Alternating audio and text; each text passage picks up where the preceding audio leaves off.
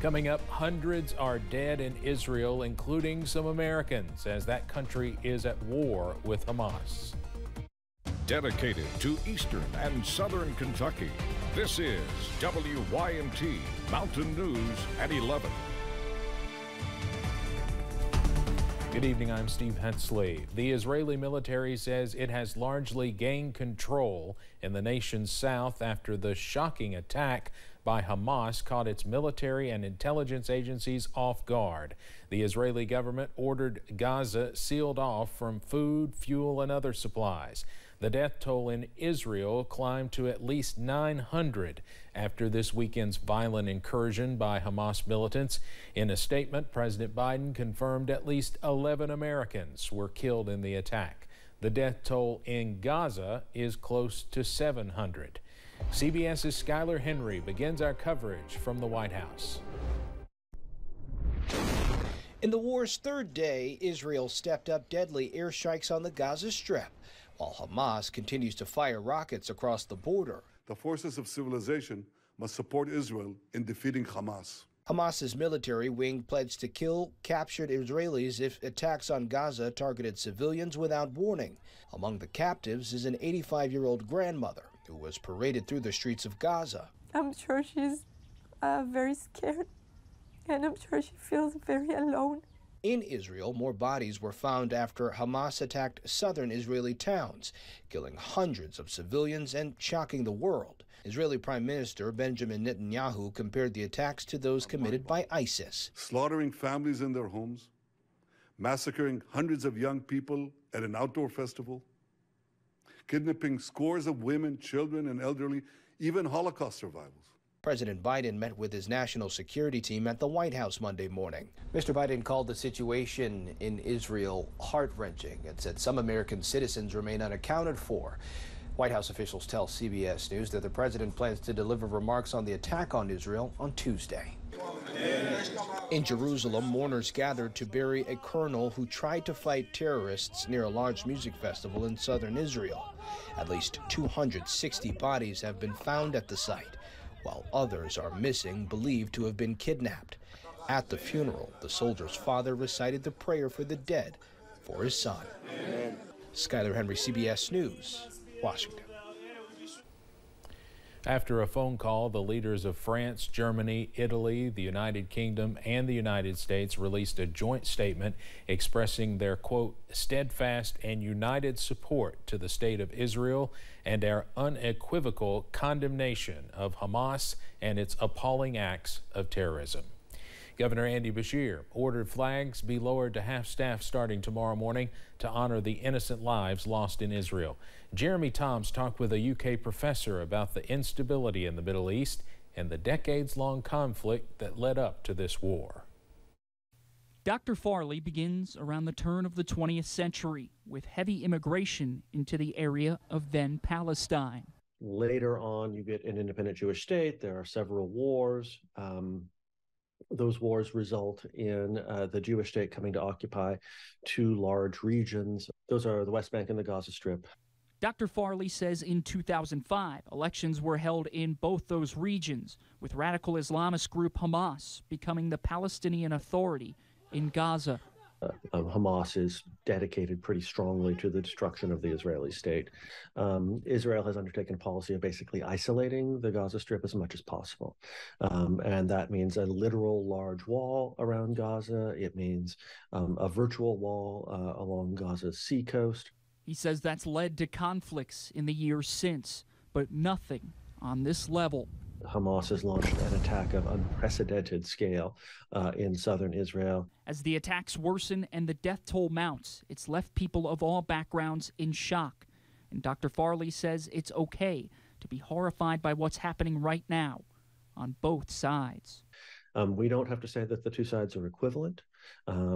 It's a really complicated issue on both sides. There is justice on both sides. There is horror on both sides. And really, I mean, it's just an unfortunate and horrible situation for the people who have to live through it right now.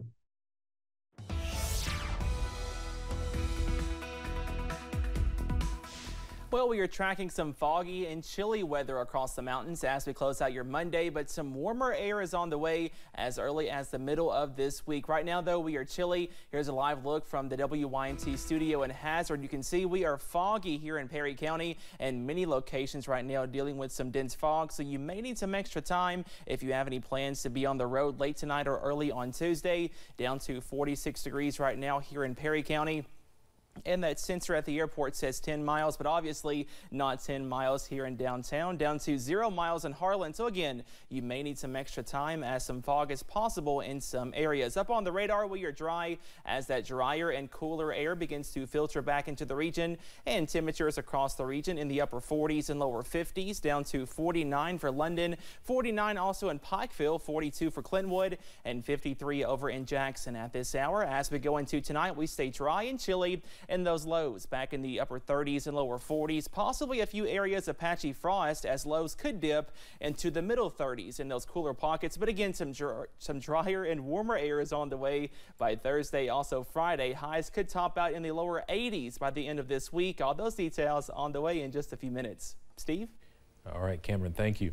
The Kentucky Blood Center partnered with a Pike County family and their son's former school to host a blood drive all about spreading childhood cancer awareness and bringing in more donations during a nationwide blood shortage. WYMT's Buddy Forbes shares how a legacy and a little fighter brought donors to the school library.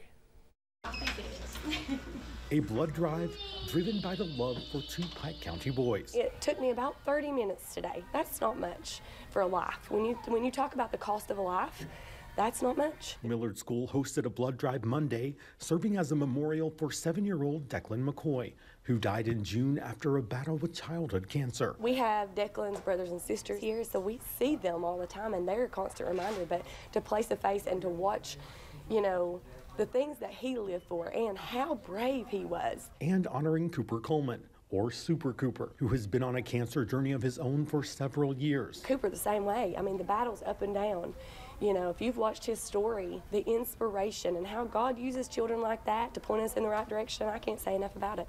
With each donation, teachers, community members, and parents showed up to shine a light on childhood cancer and the importance of using something you might take for granted to fuel those who are in a fight for their lives. See these things taking place in young kids, you know, it really puts things in perspective for you. You know, not only are we here to educate, but we're also here to be a shoulder for those kids. Sharing with families the importance of giving, putting a face on the need. They're in class with them every day. You know, that's their friends, that's their kids they were playing with on the playground and things of that nature. By donating for Declan or kicking back for Cooper. In Pike County, Buddy Forbes, WYMT Mountain News. The blood drive brought in around 25 donations. Those involved say you can donate at a blood center near you if you missed that drive. More of you will turn to space heaters for extra warmth as the temperatures drop. The Lexington Fire Department has some advice to keep you and your family safe. Keep your space heater on a flat surface. Do not leave any chance for it to tip over. Keep it 3 feet away from combustibles. Inspect the cord to make sure it's not damaged. And plug it directly into the wall, not into a power strip. The power strip can pull a heavy electrical load. It's also recommended you turn on your safety features on your space heater and make sure you have a working smoke detector. It's probably okay to run that overnight because you have all those other safety features built in.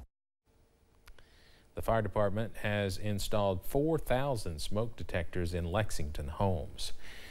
Homeless advocates are gearing up for the winter months in Somerset. Help the Homeless is an organization that is looking for more resources as the temperatures begin to drop. President and founder Jessica Luster says anything helps as far as donations of money or items. She adds that it's important to be the voice for those experiencing homelessness. Our unhoused neighbors need us. Several of them are unable to speak for themselves, or they feel as if their voice has been silenced. And I think that for our elderly citizens, we have a lot of children, people in the recovery community, they need someone to stand up and be a voice for them and let our local elected officials know they're important too. Luster says they are looking to have more warming shelters for the upcoming winter months for folks to be able to use during major cold snaps like what we experienced last December. In the mission to stop vaping in Harlan County schools, administrators fear possible side effects from nicotine. Harlan County Schools Police Chief Matt Cope says they see vapes consistently in schools. Students that are found with them can be subject to disciplinary action. Cope says along with what they could be laced with, they fear the impact e-cigarettes can have on learning. With e-cigarettes, almost all of those are containing nicotine, and nicotine for an adolescent, that's very dangerous because that affects their brain that's still growing, that controls things like learning, mood and their behavior and impulse control. Cope says they have implemented devices and administrators are working to detect vapes, but they are becoming harder to track. One nationwide organization made its way to the Lost Creek community this week. The group of volunteers is with the nonprofit Make a Smile, and they are working to build a playground and restore the ball field that was damaged during the July 2022 flood at Riverside Christian School.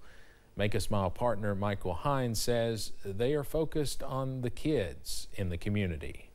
Basically to create a healthy, safe environment for the kids to come and enjoy and be safe. A lot of times they're overlooked, so in natural disasters, the homes, the businesses, FEMA gives that a lot of attention, but the children don't have anything. Hines says the Lost Creek project is roughly a $100,000 donation from Make a Smile to the community. The volunteers are expected to have everything completed within 4 to 5 days. 2 months after buying the old Treehouse Cafe building in downtown Hazard, Jeff Norman has turned it into a sports bar and is getting ready to open it to the public. WYMT's Jack Demler visited the goal line and shows us the progress. After buying the Treehouse Cafe and Bakery back in August, Jeff Norman got right to work on turning it into the goal line. Progress is really moving a lot faster than I thought it was. And is almost ready to have it open to the public. We're probably in that 2 to 4 week range before we start our soft openings. With a name that has ties to his other job. I'm a football coach. Everybody I know is football fans. All my friends are football coaches, and I don't know, it came out, it rolls off the tongue pretty good. So. And will offer a variety of food options. It's a full menu. It's a full menu restaurant. So we didn't want to just go with the bar food. You know, we want another good place to come eat. You know, we've got some really good places to eat in Hazard, and it's nice to have another option. And a brand new inside look, including a shuffleboard table for people to enjoy. I think people's gonna love it. I mean, me and my son went to a UK-Kansas game at Rupp, and they had a bar underneath there and had a shuffleboard table, and I loved it. I've been wanting one ever since.